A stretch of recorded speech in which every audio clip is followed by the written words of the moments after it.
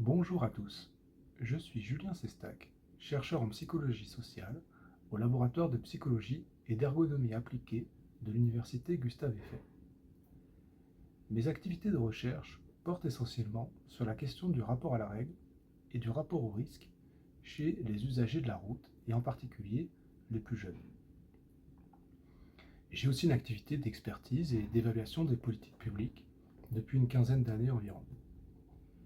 Je vais vous parler aujourd'hui d'un article que j'ai écrit pour la revue InMind et qui s'intitule Comment réduire le risque routier chez les jeunes.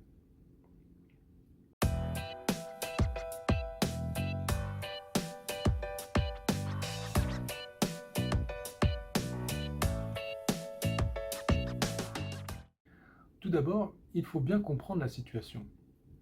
En moyenne, chaque jour, en France, entre 9 et 10 personnes sont tuées dans des accidents de la route. En 2023, 3398 personnes ont perdu la vie à cause d'accidents de la route. Ensuite, on observe une surreprésentation des 18-24 ans, qui constituent 8% de la population française et 17% des tués. Pour cette tranche d'âge, les accidents de la route constituent la première cause de mortalité. On observe des phénomènes d'influence sociale massifs chez les jeunes, avec notamment des normes sociales favorables à la prise de risque. À ceci s'ajoute un biais de sélection, c'est-à-dire que les jeunes ayant un goût pour le risque choisissent plutôt des amis partageant ce goût. Mais que pouvons-nous faire pour remédier à cette situation? Bien entendu, on peut intervenir au moment de la formation à la conduite. Mais d'abord, cela concerne uniquement les conducteurs et pas les cyclistes ou les piétons, par exemple. C'est pourquoi on intervient aussi en milieu scolaire. Des actions sont mises en place par l'Éducation nationale qui s'appuient notamment sur des travaux de recherche en psychologie.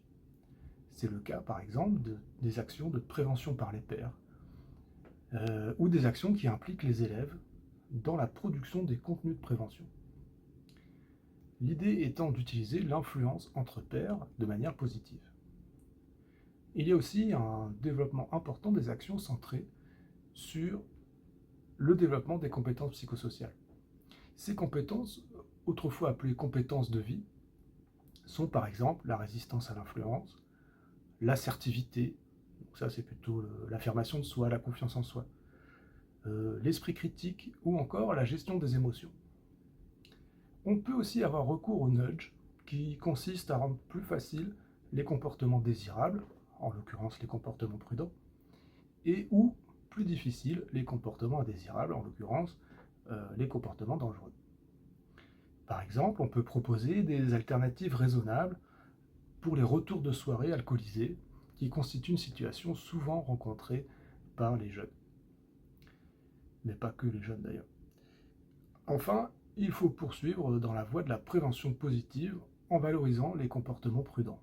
Car contrairement au stéréotype du héros qui prend des risques, sur la route, les vrais héros, ce sont ceux qui sauvent des vies au quotidien, ce sont ceux qui sont prudents. Donc, soyez prudents.